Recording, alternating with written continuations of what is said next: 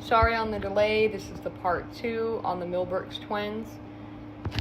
So if you look at my last video, they just went to their goddad's, were walking to their goddad's house for some bus money. So basically they go to dude's house. He give them 20 for the bus and a little bit extra snack money. Cool. On the way back, that's when stuff starts getting pretty off. So they stop at their cousin's house. Like, yo, can you walk with us? You know, she couldn't. Her mama said no. All right, then they go to their sister's house, their older sister. She had just had a baby, so she really couldn't walk neither. Now, what's weird is that those girls knew that neighborhood. They had just moved out of it. They walked it all the time. Why all of a sudden are they scared to walk alone? Now, this is the weird part. Word around the way is, sorry about my cat, that earlier that day, some man in a white van was like kind of low-key following them, you know, not all the way, but just part of the way, and they didn't say much. They just mentioned that he was there for a part of the walk, not all of it, but it's still pretty sketch. So their next stop and their last stop that we're aware of is the Pump and Shop gas station on 12th Street. Building's still there, different name. They go in, grab some chips, candy, drinks, said they was acting all normal, you know, the cashier said that. That was around about 4:30. Ain't nobody seen them since. So obviously their mama knew something was up that night, because they're only 15, right? And they're, like I said, they're not out in the streets, nothing like that. So she starts calling around, calling everywhere. She calls the gas station because she heard from the goddaddy. He gave him money. The attendant's like, yeah, they was just here, you know, a couple hours ago. And so she hits the cops up like, you know, they ain't come home. And they're like, well, you gotta wait 24 hours. Like, what? For a minor child? 2 of them? That's pretty fucking odd to me. But anyway, the next day, the cops show up. They actually take her report. And that's pretty much it. I mean, there's no search party, no dogs, hardly any media, if there's any at all. I mean, and in 93, they just closed the case. Called them runaways because they was now old enough. Mind you, they were 2 girls, not just one, and they were 15 when they went missing. Like, not little kids, but not grown either. So, I really just feel like they shouldn't have just closed the case without making contact.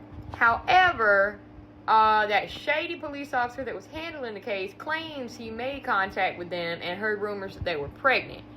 But just saying, their older sister, remember, who was also a teen mom, was still living around the way. And their mother was very supportive of her. So why would they just run away because one of them was pregnant? Whatever. So let's just start to make it worse. The officer that came out to take the information, he had their birthdays wrong, he spelled their names wrong. I mean, literally just a lot of stuff wrong all over the missing persons databases and the records. And so it was hard for them to even keep track of them while they were considered still missing.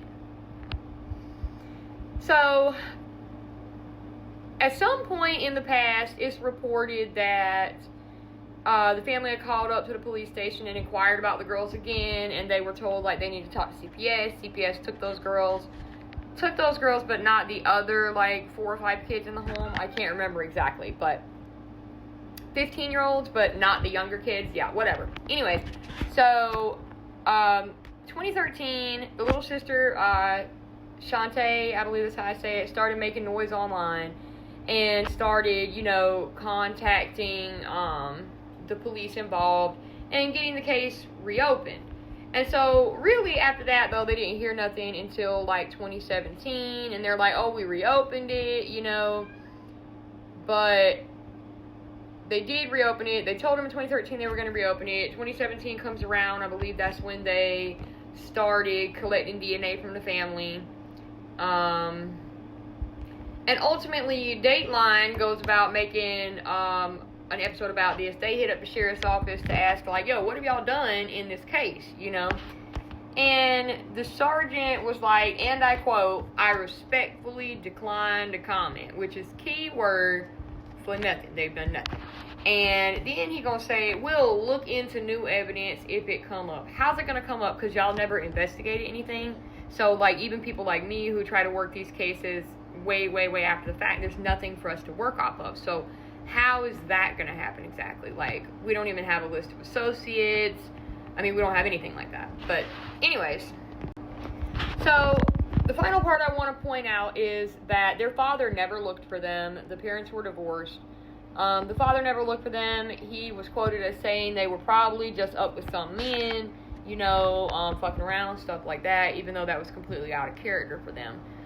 He didn't live far away, but he refused to help the police. He refused to even be involved. He would not give DNA when they came asking for familial DNA, and he advised his daughter, the older sister that was the teen mother, not to give her DNA, which of course she did anyway against his guidance.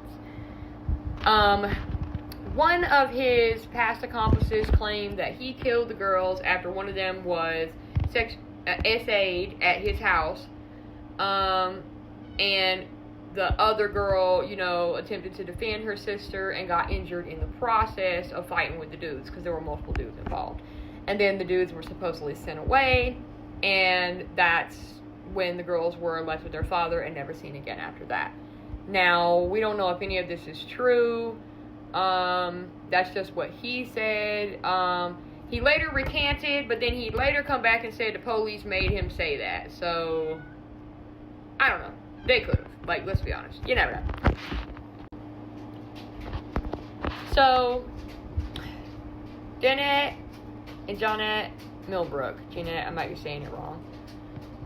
Two sisters walked out of store, vanished, no cameras, no answers, no justice. Like, just still missing, literally still ignored. Their families literally still being told lies to this day. So, say their names, share their story.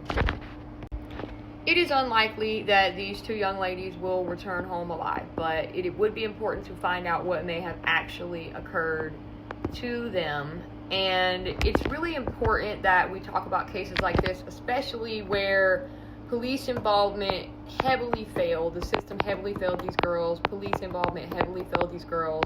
And that needs to be discussed even if they are never found.